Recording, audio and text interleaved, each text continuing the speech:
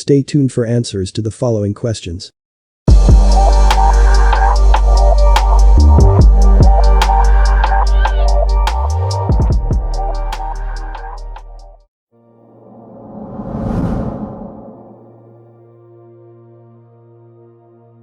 Welcome everyone, I'm Raniyah. And I'm Maria.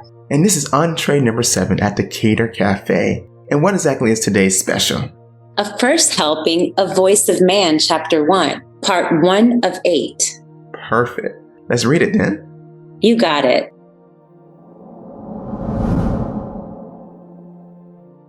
Verse 1. O Jehovah, what am I that I should supplicate you? Do I know my own weakness, or do I understand the ways of my thoughts?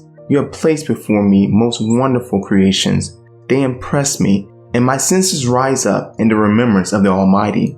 Where have I invented one thought other than by looking upon your works? How can I do otherwise than remember my Creator? And out of your creations, O Jehovah, find rich food for meditation all the days of my life. Verse 2. And yet, though I have appropriated the earth to myself, I am neither happy nor perfect. Misery, crime, and selfishness are upon my people. Verse 3. What is my weakness that I cannot overcome it? Or what is my strength that I give in to the desires of the earth? I build up my belief and courage in you, but before I know the way of my weakness, I stumble and fall. Am I made that I shall be forever a disappointment to myself and a censor to my own behavior? Verse 4. How can I say to anyone, be pure and holy, O man? Are my flesh and blood not proof that man cannot be without sin? Oh, this corruptible self, this tendency to fail from the right way. You, O my Creator, have proven to my senses every day of my life that you alone are mighty in purity and truth. Verse 5. If only I had a starting point from which to estimate your wonderful decrees, or could find a road in which I would never stumble.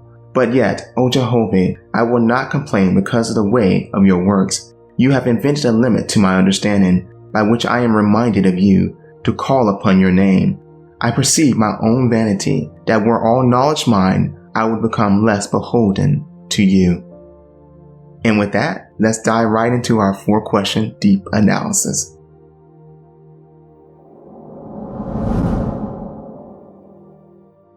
The part in verse 1 that says, know I mine own weakness, or understand I the way of my thoughts, impacted me the most because it evoked the same question that I ask the Creator when I am in a state of withdrawal or emotional confusion. This question is visited often by myself, yet it is a question that resolves after spending a moment with it. Spending a moment with whatever may have triggered me to ponder in it, such as an untamed impulse or a recent sin engagement. How about you, Raniyah? For me, verse 1 impacted me the most because as a content creator and writer, I desire to be original, and yet, as I examine the body of my work, it is all interconnected with creation, whether it be in the dynamics of interpersonal relationships or in some nuance or lesson learned through either plant or animal life. And while sobering, this truth is also exciting since there is so much more to be explored. Anyway, for this fruit section, that's it for me.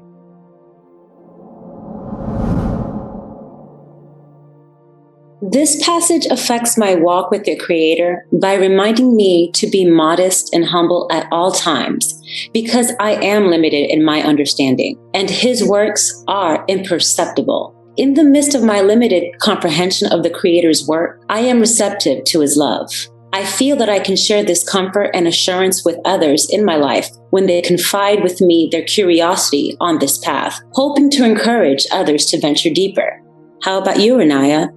Well, for me, verse 2 affects my walk with the Creator by advising me beforehand that unhappiness and imperfection is what lies at the end of rampant materialism. Accordingly, I'm able to skip over such folly to focus on manifesting the unseen world into the seen. That is, through my unseen awe for my Creator, for His manifested, freely given reality, I'm able to extend this same awe to my fellow man, who is also an awe-inspiring reality, and thereby show the same generosity of the Creator through my own unselfish thoughts and deeds.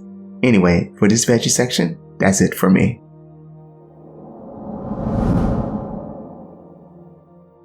This passage reminds me of Romans 8:26 of the Holy Bible that says, "In the same way, the Spirit helps us in our weakness. We do not know what we ought to pray for, but the Spirit Himself intercedes for us through wordless groans." Now, I feel that even though I may not thoroughly understand the nature of my weaknesses, the Creator will allow ways for me to recognize and remember Him as long as I aspire for Him. How about you, Raniyah?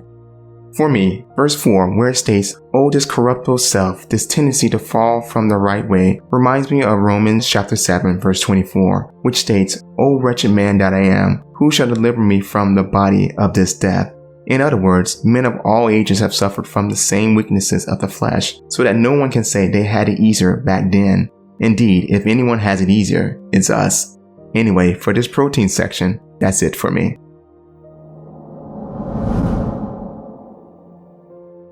I believe the biggest hurdle for others may be accepting and being comfortable knowing that the grand works of the Creator are not meant for us to know. Yet, we have the tools to make the connections to help us ascend and stay as closely connected with our Creator.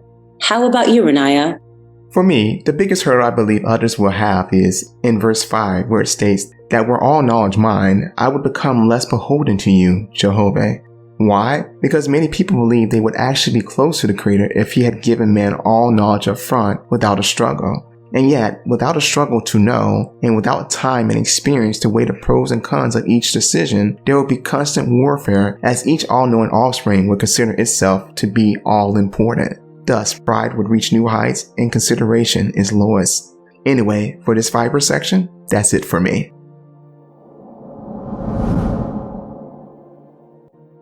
What I took away from the passage as my final thoughts is this: that we should always strive to fight and understand the urges of our flesh, to measure ourselves by our trials, our errors, and know that we should not feel alone with that which we think we can't overcome. We are one with the Creator, and the closer we work with Him, the more at peace we will be on this journey. What about you, Raniyah? Well, for me, I took away that it is best to stay away from complaining about how flawed our reality is when with what knowledge we do have, we as a collective whole fail to use it for any real or lasting benefit for our fellow man, yet alone for ourselves. That is, instead of choosing life, we choose behaviors that lead to everyone's misery, lawlessness, and overbearing ego, aka death. Anyway, that's a wrap, and as always, seek, observe, understand. Shalom.